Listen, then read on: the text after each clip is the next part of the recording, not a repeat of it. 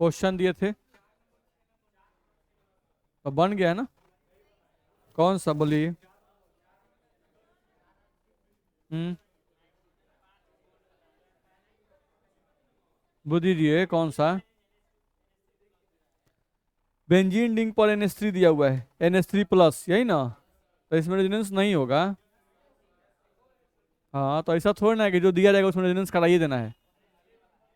जैसे ही आप pi bond को फ्लो कराइएगा ना, नाइट्रोजन का बॉन्ड 5 हो जाएगा। नाइट्रोजन 5 बार बनाता ही नहीं है, इसलिए उसमें रेजोनेंस करना क्या है, गलत है। तो लिख देंगे कि no resonance possible in this structure, इस स्ट्रक्चर में अनुनाद संभव नहीं है, ऐसा लिखेंगे। आगे बोलिए। 6 नंबर कौन है, दीजिए 6 नंबर कौन है। कौन है 6 नंबर।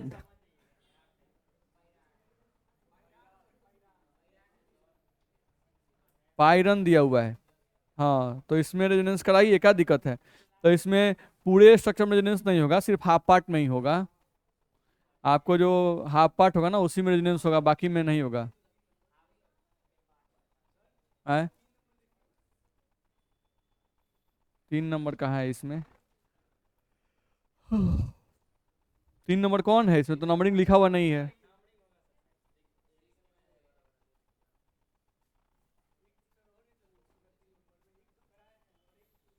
ये एसिड दिया हुआ है, बेंजोइक एसिड।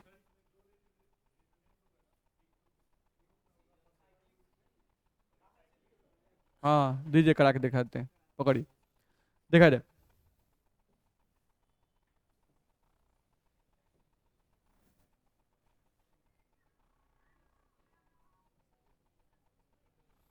हेलो।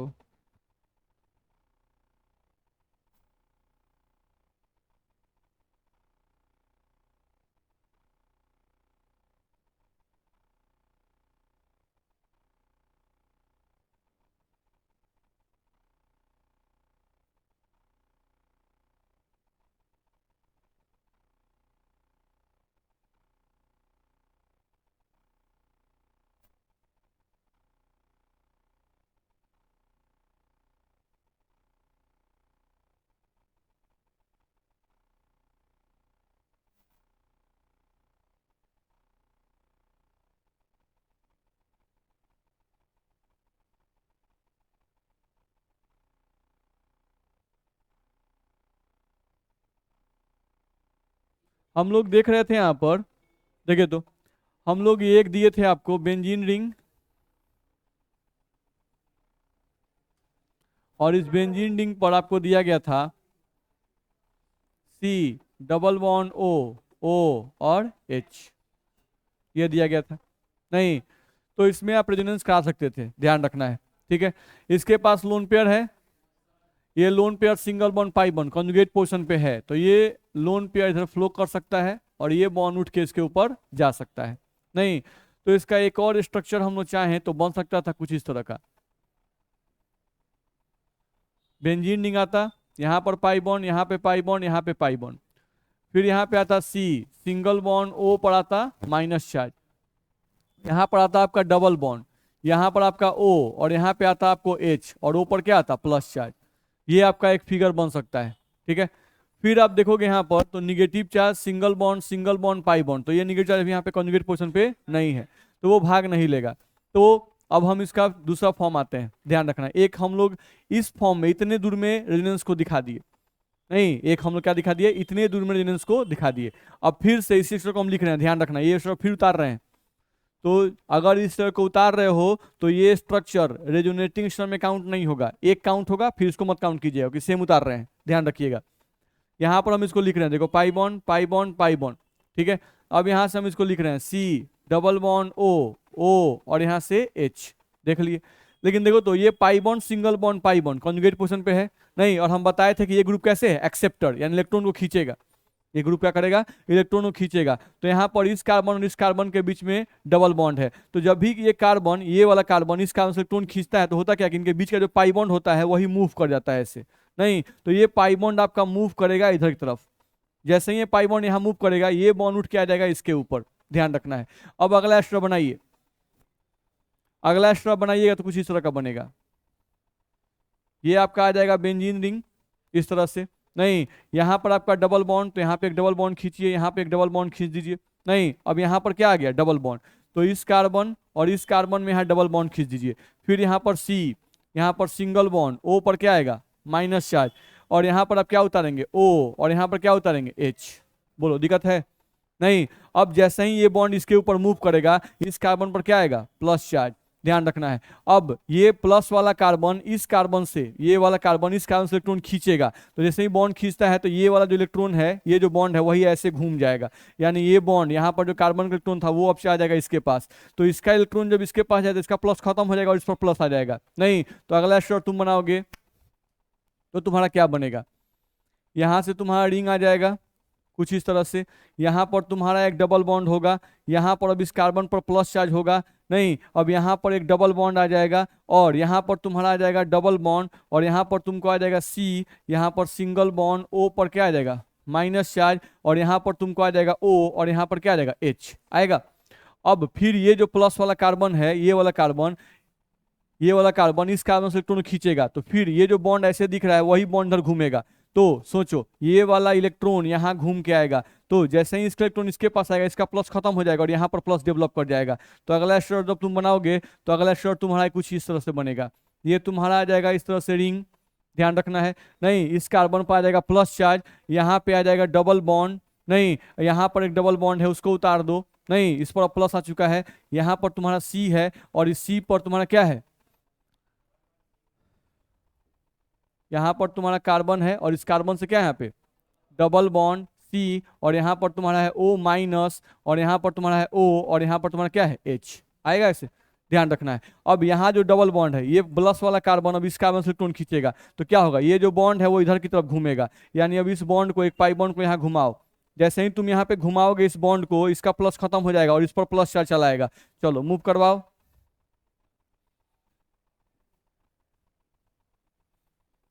ये हम लोग का आ गया। यहाँ पर एक डबल बॉन्ड डाल दो, एक यहाँ पे डबल बॉन्ड डाल दो, एक यहाँ पे डबल बॉन्ड डाल दो, होगा। और यहाँ पर अब आ जाओ, सिंगल बॉन्ड आ गया, यहाँ पर सी आ गया, यहाँ पर सिंगल बॉन्ड ओ पर माइनस आ जाएगा, यहाँ सिंगल बॉन्ड,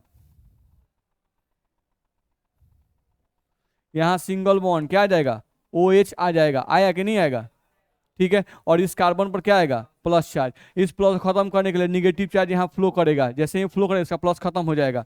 अगला स्टेप तुम बनाओगे तुम्हारा ये बन जाएगा, ये तुम्हारा रिंग आ जाएगा इस तरह से, ठीक है। यहाँ पर तुम्हारा डबल बॉन्ड है, यहाँ पर डबल बॉन्ड है, यहाँ पे डबल बॉन्ड है, और यहाँ पर सी, यहाँ पे डबल बॉन्ड ओ, और यहाँ पर तुम्हारा ओ, और यहाँ से क्या आएगा, एच। तो ये तुम्हारा स्ट्रक्चर आ जाएगा। अब तुम रेजोनेंस कराओगे फिर एक्स्ट्रा रिपीट करने लगेगा, बस में आ रहा है ना। तो इसमें रेजोनेटिंग गिनोगे तो एक तो तुम्हारा ये हो जाएगा, दूसरा ये हो जाएगा, दो स्ट्रक्चर, इसको नहीं काउंट करेंगे क्योंकि ये और ये क्या है, सेम है, ध्यान रखना है। तो एक हो गया, दो हो गया।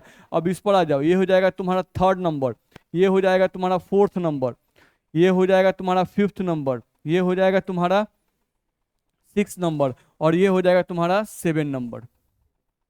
ध्यान रखना कि ये और ये सेम नहीं है, बस में है ना। यहाँ पर देख लो, इसके इसके बीच में पाई बॉन्ड दिख रहा है, लेकिन यहाँ पर इसके इसके बीच में पाई बॉन्ड दिख रहा है क्या, नहीं दिख रहा है, तो ये अलग है। तो इस तरह से आप खींच सकते हो। तो टोटल 7 कैनोनिकल स्ट्रक्चर इसके होंगे। देख लो, कहीं दिक्कत तो बोलो।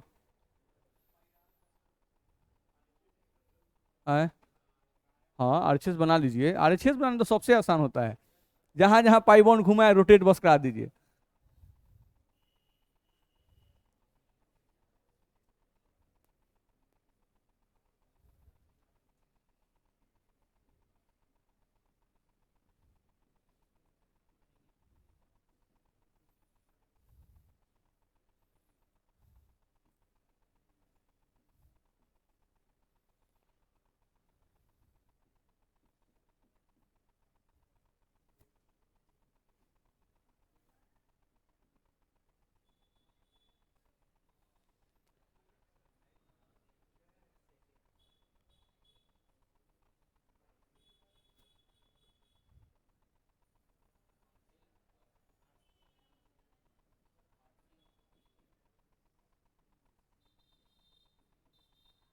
तो इस तरह से हम लोग का पोस्चर डेवलप होगा। फिर निगेटिव चार्ज,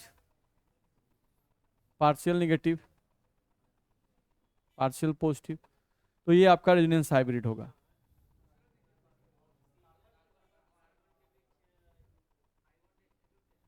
कहाँ पर? ये वाला? तो इसी रेजोनेंस तो आप सब में दिखाएगा ना, सबको एक साथ दिखाएंगे ना, इन सबको एक साथ ही दिखाएंगे। एक ही मॉलिक्यूल का दो गो आरएचएस थोड़ी ना बनेगा। नहीं नहीं, इसको हम सबको एक साथ इस तरह से दिखा सकते हैं। नहीं, हाँ बोले कि इतने ही पार्ट का आरएचएस दिखाओ, तब हम सिर्फ इतना ही दूर में डॉट डॉट फैलक छोड़ देंगे, ध्यान रखना है। नहीं, अब इसमें ये डिफाइन कर दें कि हाँ सर इतने पार्ट के लिए आप अलग बताइए। जैसे इसमें क्या हो रहा है, एक पाई बॉन्ड दो जगह घूम रहा है, नहीं तो एक पाई बॉन्ड दो जगह, तो यहाँ पे 1.5 बॉन्ड करेक्टर आएगा उसके कारण से, बस में आ रहा है। अब इसका एक आप अलग फैला कर लिखिएगा अपना, बस में आ रहा है ना।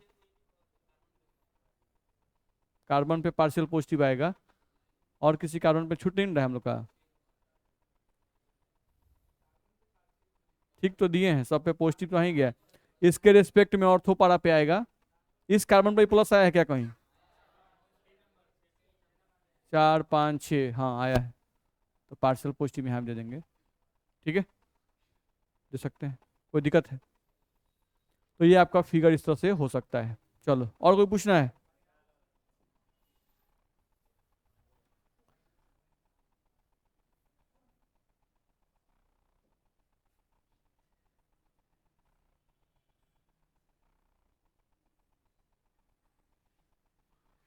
क्या बनाया गया था फोटो? यहाँ पर बॉन्ड दिया गया था, और एक यहाँ पर, ऐसे नहीं दिया गया था? देख लीजिएगा एक बार, श्रम मिला लीजिएगा। ठीक है, ये था। अब इसके पास लोन पेयर है, नहीं ध्यान रखना है। तो हमको लोन पेयर को फैलाना है, ध्यान रखना है। तो लोन पेयर डोनर होता है, तो ये फ्लो करेगा, ऐसा आएगा।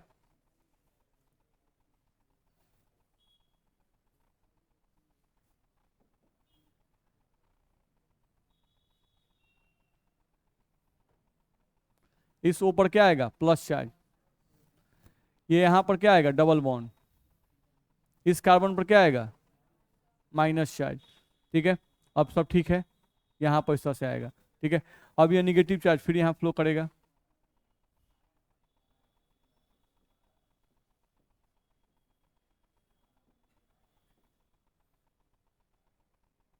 चलो, ये यहाँ फ्लो करेगा, तो इस कार्बन का ये जो बॉन्ड है वो घूम के इसके ऊपर आएगा।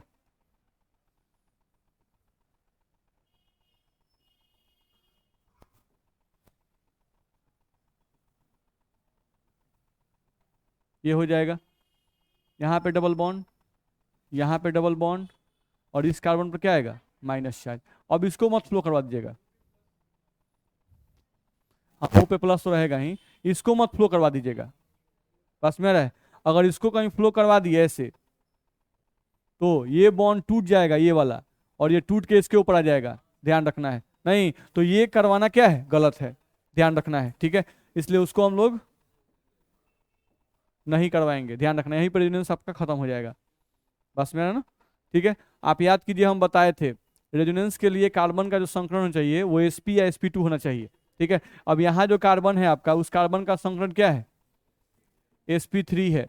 यहाँ पर कार्बन जो संकरण कितना है, sp3 है, क्योंकि देख रहे हो एक सिग्मा इधर दिखाई दे रहा है, एक सिग्मा इधर दिखाई दे रहा है, नहीं, और इस पर क्या होगा, हाइड्रोजन होगा। इसको थोड़ा सा हटा दें हम लोग, यहाँ पर आपका दो हाइड्रोजन होगा, तो यहाँ चारों का चारों क्या है, सिग्मा बॉन्ड। तो जब चारों सिग्मा बॉन्ड है, तो यहाँ पे हाइड्रोजन क्या होगा, sp3, ध्यान रखना है।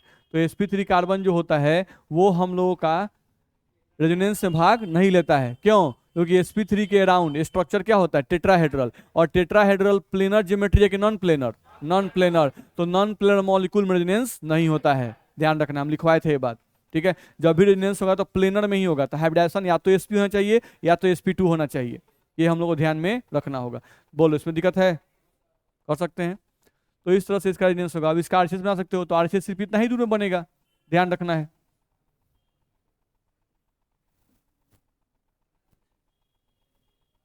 ये हम लोग का हो गया।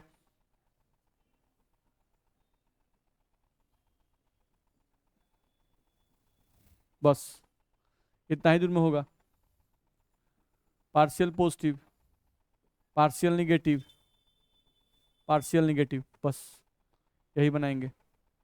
दिक्कत है? तो इस तरह से आपको आरएचएस बनाने आना चाहिए। बोलिए, और कोई पूछना है? हो गया ना? इसके अलावा भी कोई पूछना है? अब इतना बना देने से तो कुछ आइडिया भी हो गया, जो बचा उसको तो बना ही सकते हैं अब। नहीं, जैसे एक अल्डिहाइड वाल दिए थे हम लोग, बेंजल डिहाइड, जिसमें बेंजीन था और उसमें C double bond O S, C double bond O और एस था, बन जाएगा ना?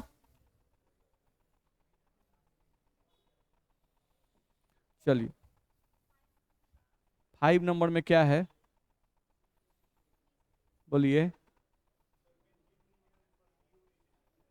बेंजीन रिंग पर CONH2 है, तो बिल्कुल वैसे ही बनेगा जैसे अभी बनाया था ना COH वाला, वैसे ही बनेगा, देख लीजिए। बस हिंट कर देते हैं, अपने से ट्राई कीजिएगा। देखिए, बेंजीन रिंग दिया गया है, ये दिया हुआ है, और इस पर क्या दिया हुआ है? हाँ, ऊपर चाहे यहाँ, उससे कोई फर्क नहीं पड़ता है। बस में ना, कहीं भी लगा सकते हैं। अगर इस ग्रुप को हम हटा दें ऐसे, ठीक है, आप ध्यान सोचिए, आप ऑर्गेनिक पढ़े हुए हैं तो थोड़ा सा ऊपर नीचे नहीं करना है, यहाँ पे समझने की कोशिश कीजिए। आप बेंजीनिंग पढ़े हुए हैं? नहीं, आपको हम ऑर्गेनिक पढ़ाएं तो पढ़ाएं टाइप्स ऑफ कार्बन। नहीं, तो टाइप्स ऑफ कार्बन में याद कीजिए, ये कार्बन भी 2 डिग्री है, ये कार्बन भी 2 डिग्री है, ये कार्बन भी 2 डिग्री है, ये कार्बन भी 2 डिग्री, 2 डिग्री, 2 डिग्री, ऐसा पढ़ाया गया है? नहीं। तो ये C+O NH2 ग्रुप है, मान लो ये वाला। नहीं, C+O NH2 ग्रुप है, ठीक है। यहाँ पर सभी कार्बन 2 डिग्री हैं, सभी सेम टाइप के, अलग अलग टाइप के? सब सेम टाइप के हैं, तो C+O NH2 को हम यहाँ लगा दिए, और यहीं पे C+O NH2 को हम यहाँ लगा दें, C+O NH2। तो ये बताओ कि ये कंपाउंड अलग है और ये कंपाउंड अलग है? नहीं, आप C+O NH2 को कहीं भी लगा सकते हैं। नहीं, क्योंकि सभी कार्बन सेम टाइप के हैं, तो सेम टाइप के हैं तो आप C+O NH2 कहीं भी लगाओ, ऊपर लगाओ, नीचे लगाओ। नहीं, 2 नंबर कार्बन पे, 3 नंबर, 4, सब कार्बन एक टाइप का है, तो आप किसी पे लगाओगे तो क्या होगा? सेम ही कंपाउंड बनेगा। तो ये कंपाउंड और ये कंपाउंड क्या है? सेम है। बुझा रहा है? नहीं, तो इसको अलग नहीं बना देना है। नहीं, अब ऐसा बोलेंगे ना तो कोई भी समझने वाला क्या समझेगा? नहीं, सर ऊपर लगा दीजिए, अब आप कहीं बोल दीजिएगा, नहीं तो समझने वाले लगता है इसको टाइप्स ऑफ कार्बन नहीं पता है।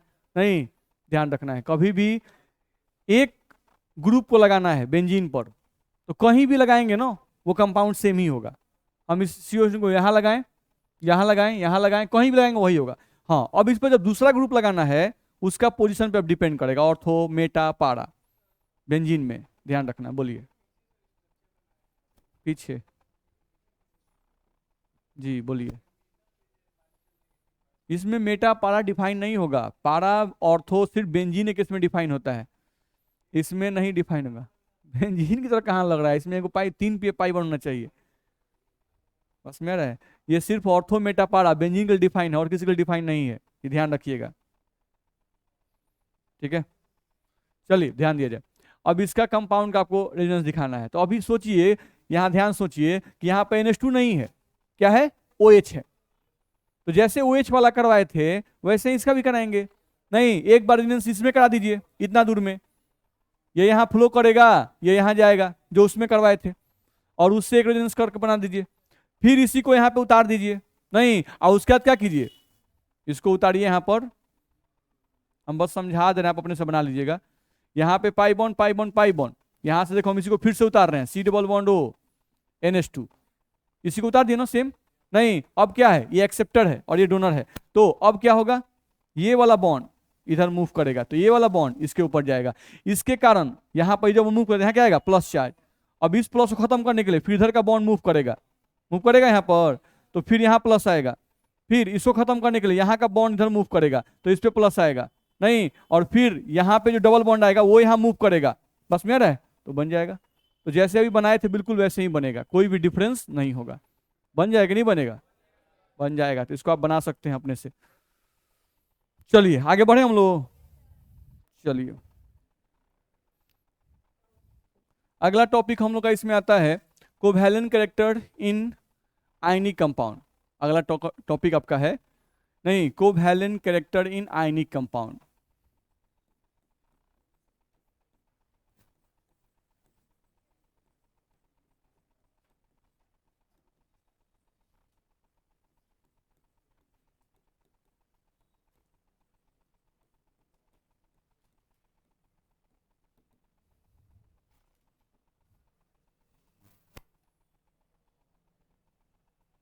देखा जाए कोवैलेंट कैरेक्टर, हाँ बोलिए सर।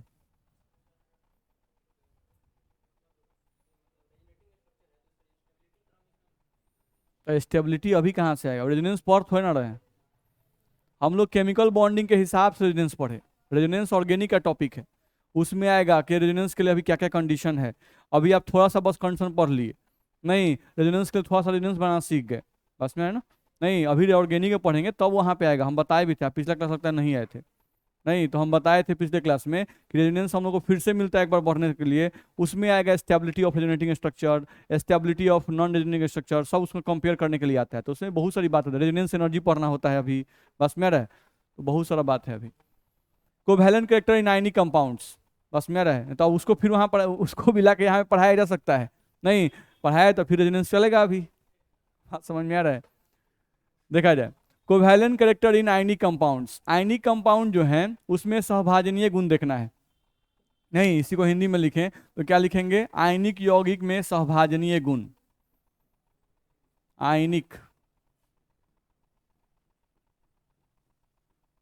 यौगिकों में सहभाजनीय गुण,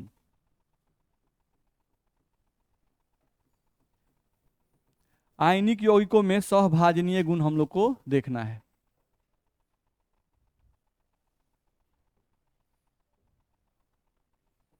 चलिए समझा जाए, हम लोग देखें अगर तो ये कहा जा रहा है कि किसी भी आयनिक यौगिक को, किसी भी आयनिक यौगिक को 100% आयनिक कहना सही नहीं है, बस में रहे किसी भी आयनिक यौगिक को 100% आयनिक यौगिक कहना सही नहीं है।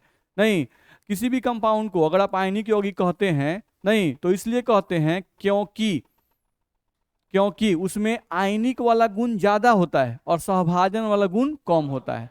नहीं हर एक यौगिक में आयनिक गुण भी पाया जाता है और सहभाजनीय गुण भी पाया जाता है, ध्यान रखना है। तो उसी बात को हम पहले यहां लिख रहे हैं कि प्रत्येक यौगिक, प्रत्येक यौगिक में आयनिक, प्रत्येक यौगिक में आयनिक गुण तथा सहभाजनीय गुण, सहभाजनीय गुण दोनों पाया जाता है, दोनों पाया जाता है, ध्यान रखना है। प्रत्येक यौगिक में आयनिक गुण तथा सहभाजनीय गुण दोनों पाया जाता है, ध्यान रखना है, ठीक है। दूसरा पॉइंट, किसी भी यौगिक को आप आयनिक कब कहते हैं, नहीं जब उसमें आयनिक गुण का प्रतिशत ज्यादा हो जाए, नहीं और सहभाजनीय गुण का प्रतिशत क्या हो जाए, कम हो जाए। जैसे एज फॉर एग्जाम्पल हम लोग अपने में कहते हैं कि हर एक आदमी के अंदर बुराई भी है और अच्छाई भी है, नहीं आदमी अंदर से बुरा भी है और अच्छा भी है।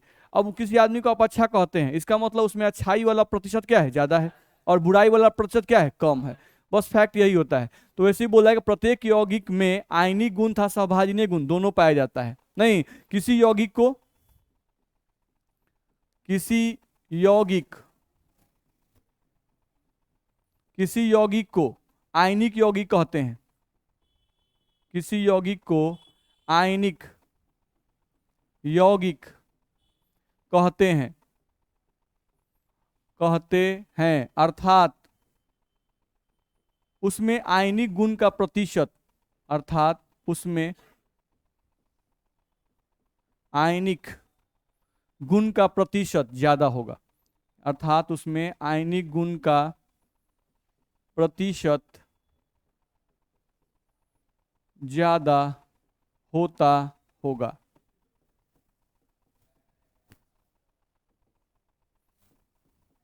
ये ध्यान रखना होगा। तो किसी यौगिक को आयनिक यौगिक कहते हैं अर्थात उसमें आयनिक गुण का प्रतिशत क्या होगा, ज्यादा होता होगा, ध्यान रखना है, ठीक है।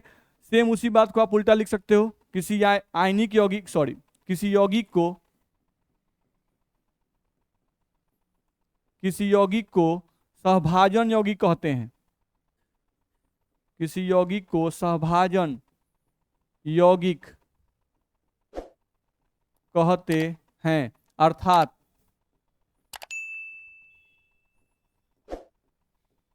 उसमें सहभाजनीय गुण अर्थात उसमें सहभाजनीय गुण का प्रतिशत, सहभाजनीय गुण का प्रतिशत ज्यादा होता होगा।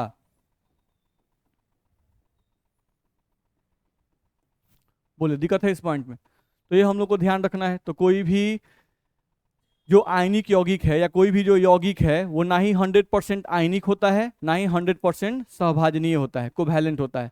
उसमें दोनों गुण पाया जाता है। नहीं, अब डिपेंड करता है किसका प्रतिशत ज्यादा है। जिस चीज का प्रतिशत ज्यादा होगा उसमें वही गुण ज्यादा होगा और उसी के आधार पर उसका यौगिक का नाम बोला जाता है। नहीं, अगर आयनिक गुण ज्यादा है तो हम कहते हैं कि भाई ये आयनिक यौगिक है। अगर सहभाजनीय गुण ज्यादा है तो हम लोग कहते हैं कि ये सहभाजन यौगिक है। ये हम लोग को ध्यान में रखना होगा। चलो अगले पॉइंट पे आ जाओ। देखा जाए आयनिक यौगिक जो है, हम लोग को बात करना है आयनिक यौगिक में सहभाजनीय गुण। ठीक है, तो आयनिक यौगिक के बारे में कुछ बात तो तुम जानते हो। क्या जानते हो? जैसे हम लोग बात करें आयनिक यौगिक की, ठीक है, तो अगर हम लोग आयनिक यौगिक की बात करते हैं तो आयनिक यौगिक के बारे में कुछ पॉइंट हम लोग जानते हैं। क्या भाई? कि आयनिक यौगिक जो है वो जनरली किसके से बनता है? तो धातु तथा अधातु के बीच में। नहीं, आयनिक यौगिक में क्या होते हैं भाई? तो धातु तथा अधातु, धातु तथा अधातु होते हैं। ध्यान रखना है, ये बात हम लोग को समझ में आता है। ठीक है, फिर हम लोग को ये भी समझ में आता है कि इसमें जो धातु होते हैं वो धनायन होते हैं, यानी इलेक्ट्रॉन का त्याग करते हैं।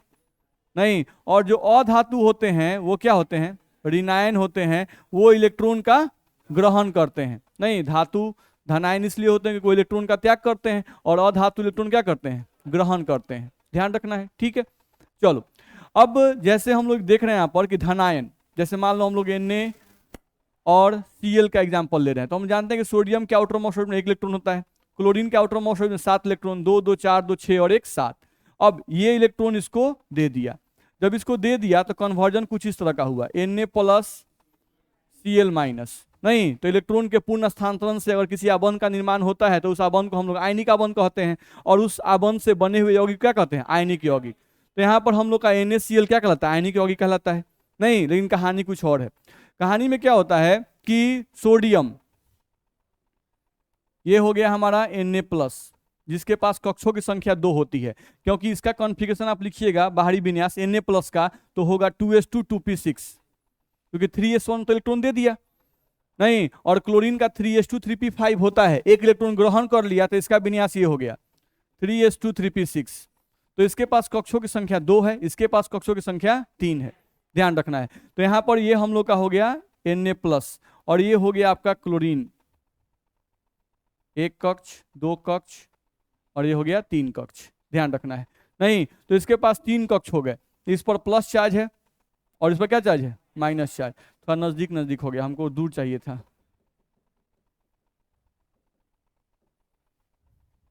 ध्यान रखना है, या हम लोग थोड़ा सा इधर बना ले, ज्यादा अच्छा रहेगा, ज्यादा स्पेस जहां मिले।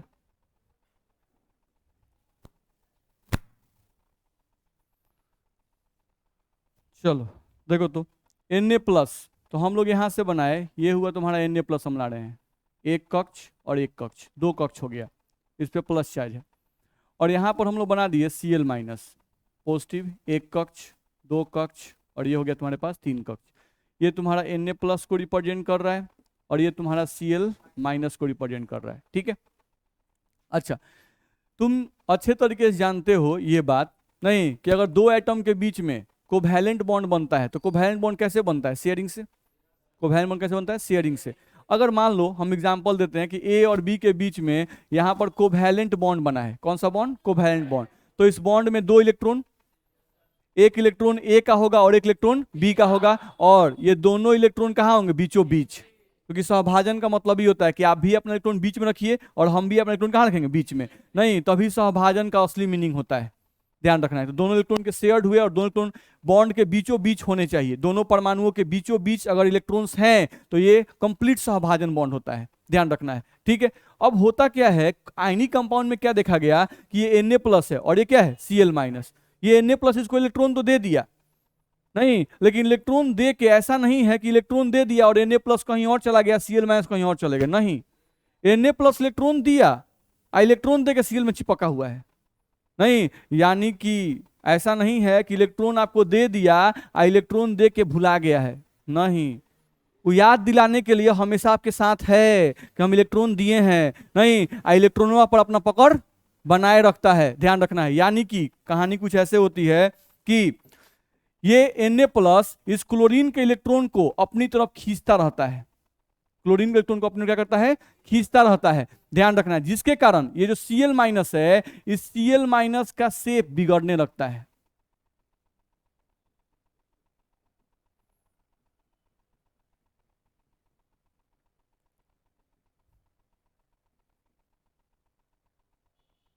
इनका शेप क्या हो गया, बिगड़ने लगा। ये केटायन एनायन के इलेक्ट्रॉन क्लाउड्स को अपनी ओर आकर्षित करता है, ध्यान रखना है। जिसके कारण क्लोरीन के जो बाहरी कक्ष के इलेक्ट्रॉन्स हैं, नहीं, वो क्लोरीन का जो बाहरी कक्ष है उसका शेप क्या होता है, बिगड़ने लगता है।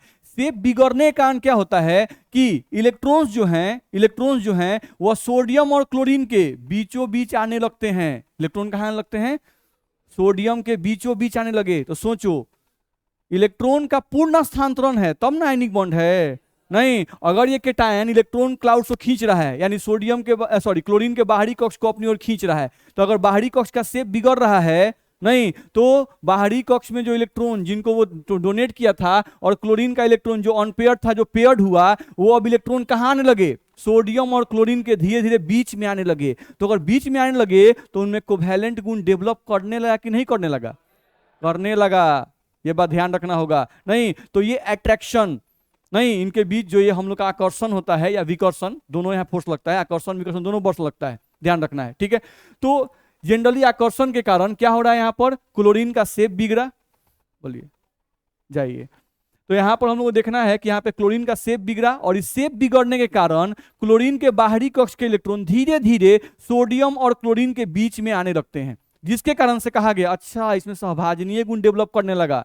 कौन सा गुण, सहभाजनीय गुण। क्योंकि सहभाजनीय गुण का मतलब ही होता है कि दो परमाणुओं के बीच में इलेक्ट्रॉन आ जाएं, ध्यान रखना है। तो अगर दो परमाणुओं के बीच में इलेक्ट्रॉन किसी भी कारण से आने शुरू हो गए, नहीं, तो हम कहते हैं कि इसमें सहभाजनीय गुण डेवलप कर गया। अब इलेक्ट्रॉन क्लाउड कितने बीच में आए उस पर डिपेंड करता है, नहीं, थोड़ा ही सा शेप बिगड़ के रह गया, थोड़ा ही सा शेप बिगड़ के रह गया, तो हम कहेंगे अच्छा, इसका मतलब हुआ ना कि 20% ही शेप बिगड़ा या 10% ही शेप बिगड़ा। तो 10% शेप बिगड़ा, इसका मतलब हुआ कि अभी भी आयनिक गुण ज्यादा है और कोवैलेंट गुण क्या है, कम है, नहीं। यानी कि 90% अभी भी आयनिक है और 10% क्या आ गया, कोवैलेंट गुण आ गया। थोड़ा सा और शेप बिगड़ गया, 20% हो गया, कोई सा और शेप बिगड़ने लगा, 30% बिगड़ गया, नहीं। जैसा ही 50-50 आने लगा, नहीं, हम कहते हैं अच्छा, अब यहाँ पर जो है 50% आयनिक आ गया, 50% क्या आ गया, कोवैलेंट आ गया।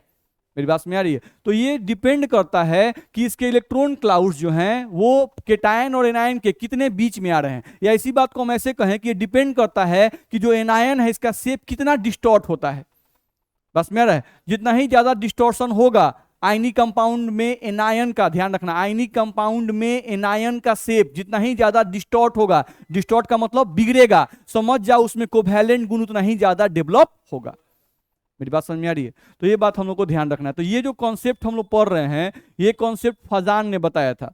किसने बताया था, फजान ने बताया था। जो हम लोग कहानी आपको बता रहे हैं ये फजान साहब ने बताया था, ध्यान रखना है। इसीलिए इसको कहा गया फजान्स रूल। क्या कहा गया, फजान्स रूल, ध्यान रखना है, ठीक है।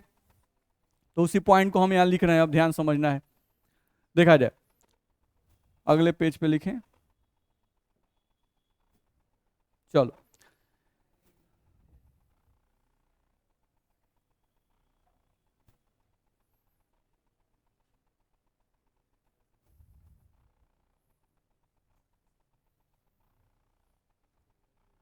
चलिए, ध्यान दिया जाए।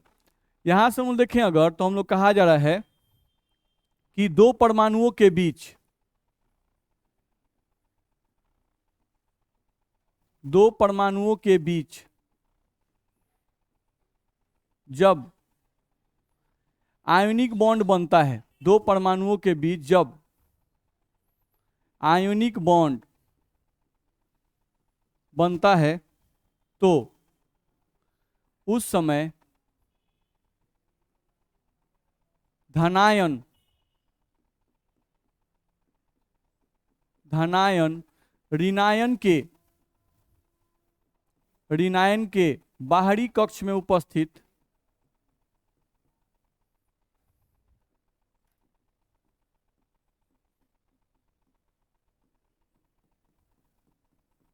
इलेक्ट्रॉन्स पर आकर्षण बल लगाता, ध्यान रखना है। अब जैसे बुक में पढ़ेंगे तो बोलता है कि वहां पर आकर्षण और विकर्षण दोनों लगता है, ध्यान रखना है, ठीक है। बुक में हमको लिखता है कि जब केटायन और एनायन नजदीक आते हैं तो उनके बीच में आकर्षण और विकर्षण दोनों लगता है। तो फैक्ट है कि आकर्षण लगेगा, क्योंकि आप जानते हो जब भी दो परमाणु नजदीक आते हैं तो उनके सोडियम के बाहरी कक्ष में इलेक्ट्रॉन्स हैं नहीं, और क्लोरीन के बाहरी कक्ष में इलेक्ट्रॉन्स हैं नहीं, तो उनके बीच में तो विकर्षण ही लगेगा ना भाई, बस मेरा। लेकिन शेप जो बिगड़ता है एनायन का वो तो आकर्षण के कारण ही नहीं बिगड़ता है, ध्यान रखना है, इसलिए हम उस पॉइंट को बोल रहे हैं, ठीक है। तो दो परमाणुओं के बीच जब आयनिक बॉन्ड बनता है तो उस समय धनायन तथा ऋणायन के धनायन ऋणायन के बाहरी कक्ष में उपस्थित इलेक्ट्रॉन पर क्या लगाते हैं, आकर्षण बल लगाते हैं, जिसके कारण क्या होता है, ऋणायन की आकृति बिगड़ने लगती है, जिसके कारण ऋणायन की आकृति बिगड़ने लगती है, जिसके कारण ऋणायन की आकृति बिगड़ने लगती है तथा इलेक्ट्रॉन्स धनायन तथा ऋणायन के बीच में आना शुरू कर देते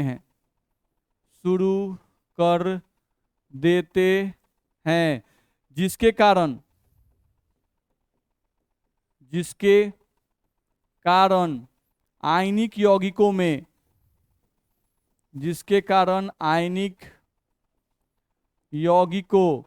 में सहभाजनीय गुण उत्पन्न होने लगता है, सहभाजनीय गुण उत्पन्न होने लगता है।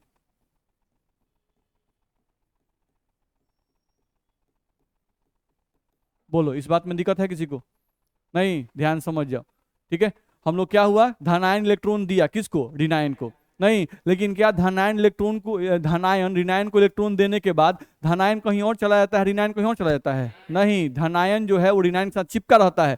नहीं, इसका मतलब हुआ कि धनायन इलेक्ट्रॉन देकर नहीं, उससे ऋणायन के इलेक्ट्रॉन क्लाउड के साथ चिपका रहता है, यानी कि जरूर आकर्षित करता है नहीं, तो आकर्षित करता है, तो उस आकर्षण के अंदर जब गया तो समझा गया अच्छा ये जब आकर्षण कर रहा है तो खिंचाव उत्पन्न हो रहा है, और इस खिंचाव के कारण क्या होता है कि ऋणायन का आकार बदलता है। आकार बदलने से क्या हुआ, तो आकार बदलने से अच्छा जो इलेक्ट्रॉन क्लाउड्स थे वो धनायन और ऋणायन के बीच में आने लगे, तो बीच में आने लगे यानी कि कौन सा गुण डेवलप करने लगा, सहभाजनीय गुण डेवलप करने लगा। अब वो कितने नजदीक आते हैं, उनका शेप कितना बिगड़ता है, उस पर डिपेंड करता है परसेंटेज आयनिक कैरेक्टर, नहीं कि आयनिक गुण इसमें कितना डेवलप किया, नहीं, जिसका फॉर्मूला आपको आगे मिलेगा इसमें। बोलो, इतना में दिक्कत है?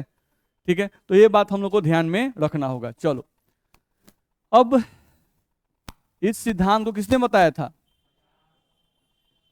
इस सिद्धांत को फजान नामक वैज्ञानिक ने बताया था।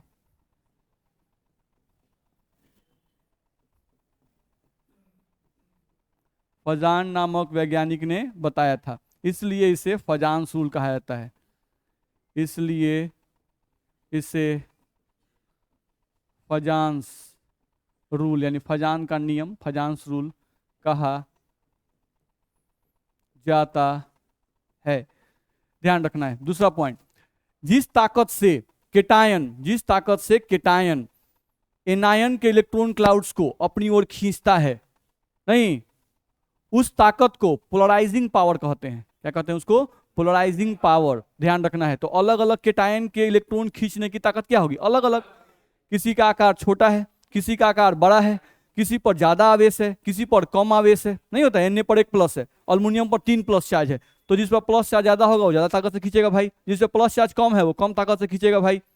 मेरी बात समझ में आ रही है ना? तो हम लोग को ध्यान रखना है कि धनायन जिस ताकत से ऋणायन के इलेक्ट्रॉन क्लाउड्स को अपनी ओर खींचता है, उस ताकत को पोलराइजिंग पावर कहते हैं। ध्यान रखना है, ठीक है। धनायन जिस ताकत से ऋणायन के इलेक्ट्रॉन क्लाउड्स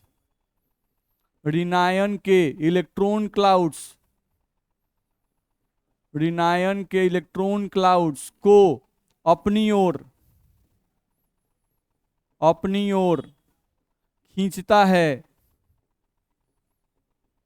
ध्यान रखना है, धनायन जिस ताकत से ऋणायन के इलेक्ट्रॉन क्लाउड्स को अपनी ओर खींचता है, उस ताकत को पोलराइजिंग पावर कहते हैं। पोलराइजिंग पावर कहते हैं। तो पोलराइजिंग पावर क्या है, समझ में आ रहा है ना। पोलराइजिंग पावर किसके लिए डिफाइन है, कैटायन के लिए। ध्यान रखना है। दूसरा पॉइंट ध्यान रखना, हम लोग कहा जाता है कि जिस कैटायन जो है वो क्या करता है, कैटायन इलेक्ट्रॉन क्लाउड्स को खींच रहा है। कैटायन क्या कर रहा है, इलेक्ट्रॉन क्लाउड्स को खींच रहा है, नहीं। और ऋणायन जो है उसका इलेक्ट्रॉन क्लाउड्स क्या हो रहा है, फ्लो कर रहा है, नहीं, मूव कर रहा है, नहीं। तो अलग अलग ऋणायन के इलेक्ट्रॉन क्लाउड्स के कैटायन की तरफ प्रवाह होने की जो क्षमता होगी वो सेम होगी कि अलग अलग होगी, अलग अलग होगी। बहुत सारे ऋणायन है जो छोटे हैं, तो छोटका ऋणायन जो होता है वो अपने इलेक्ट्रॉन क्लाउड्स को कस के पकड़े रहता है, नहीं, वो जल्दी नहीं देगा, आप खींचिए, नहीं। कोनो कोनो बड़का है, तो बड़का अगर इलेक्ट्रॉन क्लाउड है, नहीं, तो बेचारा नाभिक जो है वो हैरान है, किसको पकड़े किसको छोड़े, किसको पकड़े किसको छोड़े, नहीं होता है। अगर बहुत ज्यादा फैमिली मेंबर हो जाए तब गार्जियन का दिमाग खराब, नहीं, किस पर कंट्रोल कीजिएगा, मेरी बात समझ आ रही है ना। नहीं, आज छोटा परिवार है तो आप कंट्रोल कर लीजिएगा, दुइयों को ना पीटना है, एक को ना पीटना है, पकड़ के धुन दीजिएगा, नहीं, तो ध्यान रहेगा। अब 12 गो है, आप लोगों को मजाक लग रहा है, मेरे चिमनी पर एक पथेरा है, नहीं, जिसके 14 बच्चे हैं, 14 बच्चे हैं, 14 लड़का, समझ रहे हैं, 14 का 14 जो है वो सब लड़का है। बात समझ में आ रहा है, तो समझिए, चलिए ध्यान दीजिए। मेरे लिए तो फायदा ही है ना, मेरे लिए तो फायदा ही है, क्योंकि अब देखिए ऐसा गलत काम आप लोग मत बोला कीजिए ऐसा बात बोलिएगा तब तो लेबर एक्ट में हमको पकड़ लेना पड़ेगा, नहीं। बस में आ रहा है, तो हम लोग नहीं चाहते हैं, हम चाहते हैं कि जो लोग बड़े हैं वही लोग चिमनी पे काम करें, या जो अच्छे लोग हैं जो काम करने काबिल हैं वही लोग काम करें। लेकिन ये बात है कि वो लोग का सब कोई भीड़ा रहता है, बस में आ रहा है, सब लोग भीड़ा हुआ है। कोनो ईटा पाथ रहा है तो कोनो ईटा को सुखाने के लिए उसको खड़ा कर रहा है, कोनो सूख गया तो उसको सरिया रहा है, बस में आ रहा है, तो बहुत हेल्प मिल जाता है। ध्यान रखना है। और लोग एक हफ्ता में 5,000 ईटा पाथेंगे तो वो सब मिल जाता है। अगर नहीं, छोटंकी वो इतनी है, वो आके ईटा उठा रहा है, बस मेरा। और लोग खाना खाने के लिए घर जाएंगे आएंगे, वो सब खाना लेके चला जाता है सब, नहीं। तो टाइम बहुत सेफ हुआ ना भाई, ठीक है। तो कब तक, जब तक कंबाइन है तब तक, बस मेरा है ना। तो वो अनकंट्रोल है, उनका लाइफ कोई लाइफ नहीं है, बस मेरा।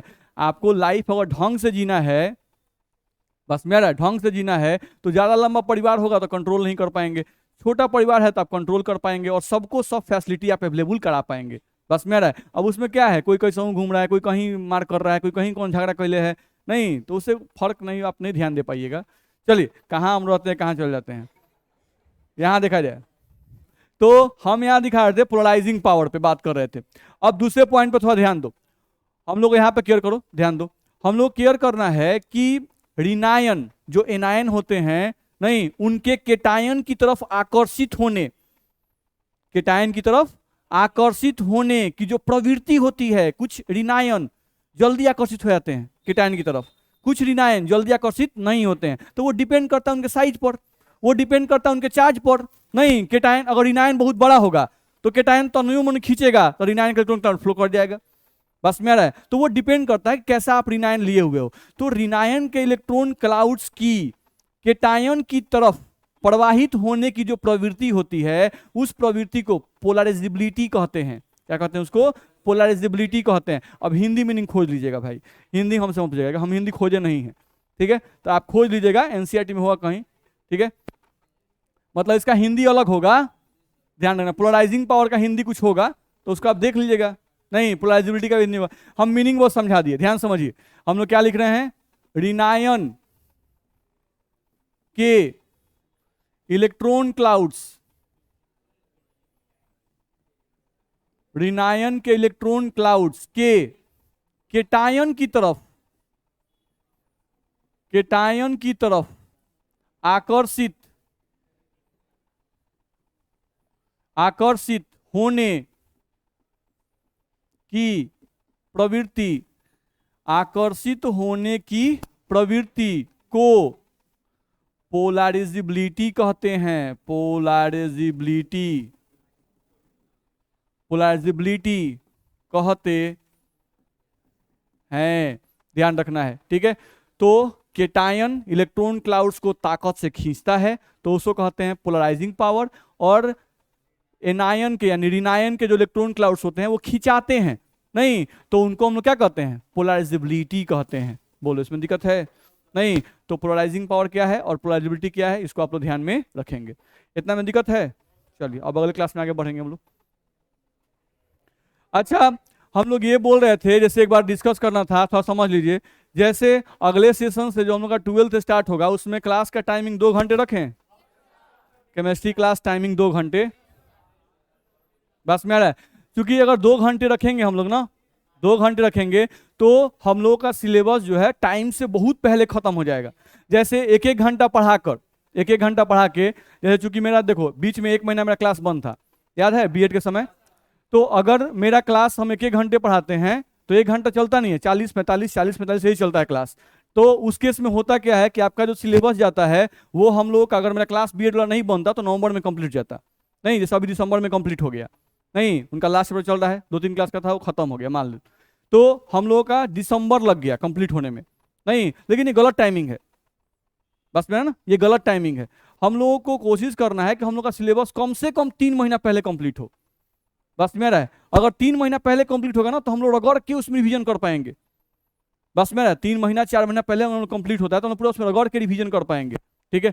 तो हम ये सोच रहे हैं कि अगले क्लास से, क्योंकि ढंग से पढ़ना है ना, तो ढंग से अगर पढ़ना है, मेहनत से पढ़ना है तो टाइम लगेगा। और अगर उड़ा उड़ा के पढ़ाना है, जैसे आप देख रहे हो अभी क्रैश कोर्स हम पढ़ा ही रहे हैं, तो जो चैप्टर 2 महीना सोल्यूशन पढ़ाते हैं, नहीं उसको 3 क्लास में उड़ा दिए, नहीं, और बच्चा से बड़े गजब पढ़ा रहे हैं, समझ में भी खूब आ रहा है और क्वेश्चन भी गजब बन रहा है, नहीं तो उसमें जानते हैं क्वेश्चन सिर्फ क्या बनेगा, सिर्फ बोर्ड एग्जाम का ही क्वेश्चन बनेगा। जो हम 3 क्लास में आपको सोल्यूशन पढ़ाएंगे उसमें सिर्फ और सिर्फ बोर्ड एग्जाम, और वही बोर्ड में सिर्फ और सिर्फ बिहार बोर्ड का ही क्वेश्चन बनेगा। आप कोई भी साइड बुक बनाओगे, एनसीईआरटी बनाओगे, आपसे नहीं बनेगा, एनसीईआरटी का क्वेश्चन नहीं बनेगा। अगर हम जो 3 क्लास पढ़ाए हैं उस 3 क्लास को पढ़ के आपसे सिर्फ बिहार बोर्ड, क्योंकि वो टोटली डिपेंड रहता है बिहार बोर्ड के हिसाब से हम पढ़ाते हैं, नहीं। लेकिन जब तक आप डिटेल नहीं पढ़ोगे ना, एनसीईआरटी का भी क्वेश्चन आपसे नहीं बनेगा, ध्यान रखना है, ठीक है। तो हम लोग को अगर डिटेल पढ़ना है तो टाइम चाहिए, आराम से पढ़ना है, घींच घाच के नहीं पढ़ना है, प्रैक्टिस करके पढ़ना है, थोड़ा टाइम चाहिए, बस में आ रहा है। तो हम ये सोच रहे थे कि हम लोग क्लासेस का टाइमिंग जो है ना थोड़ा बढ़ा लेंगे ना, तो थोड़ा मन से हम पढ़ा पाएंगे, साथ साथ हमको टाइमिंग मिल पाएगा। अब जैसे कैसे वो बच्चा मुंह बना कर बैठा हुआ है, नहीं तो हम लोग कैसे कर पाएंगे, हम लोग थोड़ा सा, जैसे हमको 2 घंटा अगर टाइमिंग रहेगा तो हम ये कर पाएंगे ना कि रोज पूछ पाएंगे आप याद करके आ रहे हैं कि नहीं, नहीं आप रेगुलर क्या कर रहे हैं, हमको पता नहीं चल रहा। हम आते हैं, चलो कल ये पढ़ाए थे, आज ये पढ़ना शुरू करो। ये गलत तरीका है पढ़ाने का, ऐसे पढ़ाने में मजा ही नहीं आ रहा है, बस में आप क्या पढ़ रहे हैं हम पता ही नहीं कर पा रहे हैं, नहीं तो हमको चाहिए ना कि हम रोज आए तो कम से कम आधा घंटा सुने, पूछें, पीटें, नहीं कॉपी आपका चेक करें कि आप क्या बना के लाते हैं नहीं बनाते। अब अगर किसी दिन हम कॉपी चेक करना शुरू किए तो मालूम चल जाएगा टाइम खत्म, उड़ गया, नहीं होता है। या 2 दिन तक, अगर 3 दिन अगर लगातार कॉपी ढंग से चेक करें तो 3 दिन तक कॉपी चेक करते रह जाएंगे, ठीक है। तो थोड़ा लंबा टाइम मिलेगा तो ये सब काम हम लोग कर पाएंगे, बस में रहा है। तो इसलिए हम सोच रहे हैं कि थोड़ा सा लंबा टाइम मिले, आप लोग साथ दीजिएगा। 12th का टाइमिंग हम लोग करते हैं इस बार, देख लेते हैं 12th का टाइमिंग, हाँ आपको अनाउंस कर देंगे, अभी कैसे बोल सकते हैं, हाँ ऑनलाइन क्लासेस स्टार्ट होगा हम लोग का, तुरंत स्टार्ट करेंगे। बोलिए, हम दोनों का टाइमिंग आपको बता दे रहे हैं, नहीं आप लोग दोनों का टाइमिंग देख लीजिएगा, ठीक है, और उसके अनुसार अपना ज्वाइन कीजिएगा आप लोग। तो मतलब फ्री सा क्लास भी पूछ लेते हैं कि वो कितना चलाएंगे, लेकिन मेरा अपना केमिस्ट्री का जो क्लास है ना वो 2 घंटे हम चाहते हैं चलाना। तो आप लोग थोड़ा सपोर्ट कीजिएगा ना, तो हम लोग और अच्छे से पढ़ा पाएंगे। बस मेरा ना, ठीक है।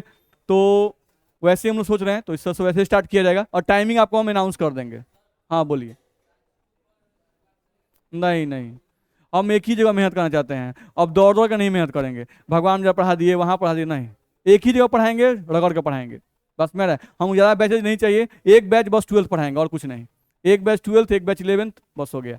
बस मेरा उसी को 2 घंटा 11, 2 घंटा 12th, 4 बैच से अच्छा है कि 2 बैच पढ़ाएं, मस्त पढ़ाएं। हाँ इंग्लिश में बैच चलेगा, तो इंग्लिश मीडियम में स्पीड बहुत ज़्यादा होता है। जैसे मेरा इंग्लिश मीडियम ही है ना, तो हमको इंग्लिश मीडियम पढ़ाने में स्पीड में ज़्यादा होता है। जैसे जितना दिन में, अगर आपका 100 पढ़ाने में हमको 2 महीना लगेगा, तो इंग्लिश मीडियम सिलेबस पढ़ाने में हमको 1 महीना 10 दिन लगता है। टाइम उसमें कम हो जाता है। बस मेरा, क्योंकि वो हाथ में चलता है, इसमें देखते हैं हाथ नहीं चलता है, राइटिंग में तो नहीं बनता है। हिंदी इंग्लिश का राइटिंग में, इंग्लिश का राइटिंग अच्छा होता है नहीं, तो उसमें थोड़ा स्पीड चलता है, इसलिए जल्दी खत्म हो जाता है।